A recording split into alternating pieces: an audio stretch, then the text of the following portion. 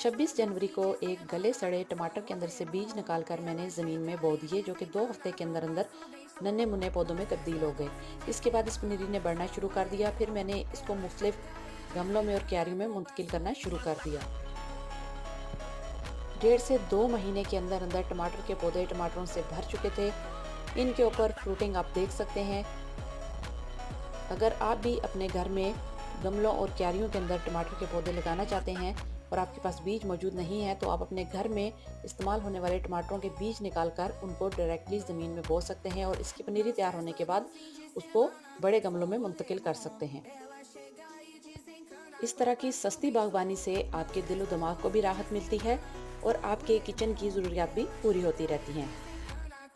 तो देखिए, ये चेरी टमाटर के पौधे हैं और ये बहुत ही ज़्यादा भरे हुए हैं।